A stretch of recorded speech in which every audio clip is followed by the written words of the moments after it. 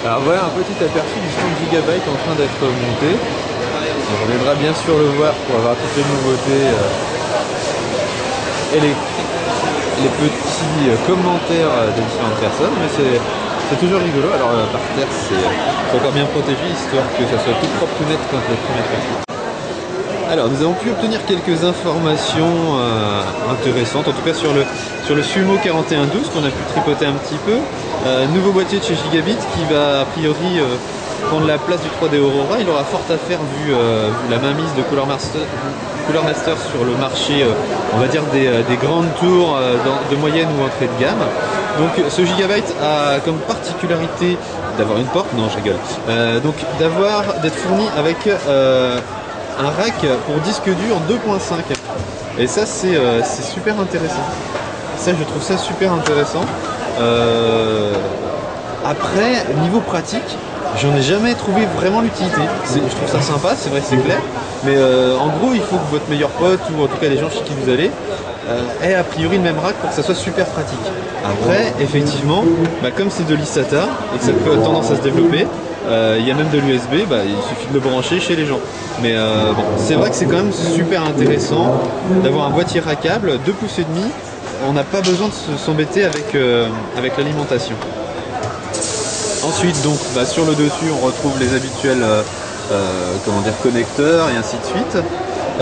Dans la porte, on peut ranger des CD, des trucs comme ça. C'est vendu comme un truc sympa, je n'y vois pas trop d'intérêt.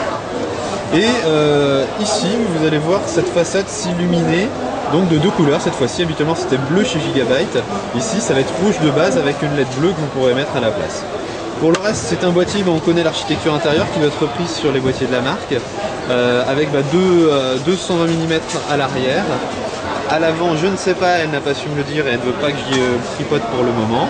Les 220 mm ne sont pas du tout réglables.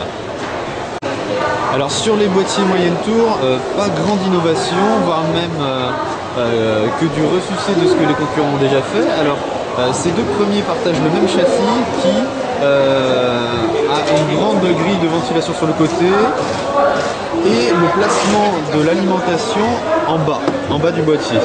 Donc elle est par derrière, j'ai toujours pas le droit de tripoter, donc elle est placée là, donc c'est la mode actuelle.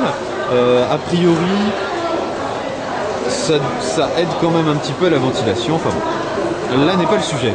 Les deux suivants reprennent le châssis habituel des boîtiers moyenne gamme de la marque. On retrouve en fait le panneau latéral qui est assez caractéristique avec une petite grille de ventilation rectangulaire surmontée d'une grille de ventilation ronde avec un tunnel de ventilation pour le processeur. Donc ça c'est du connu, rien de bien nouveau de ce côté-là. En dessous, on retrouve des boîtiers, donc le iSolo 3134 qui est connu, qui a déjà été annoncé. Et derrière, par contre, un petit exercice de style. Personnellement, j'apprécie pas particulièrement. C'est le Seto 1200, illuminé avec, vous voyez, des espèces de plaques qui ont été vissées de chaque côté. En gros, ils ont repris une fois de plus leur châssis habituel.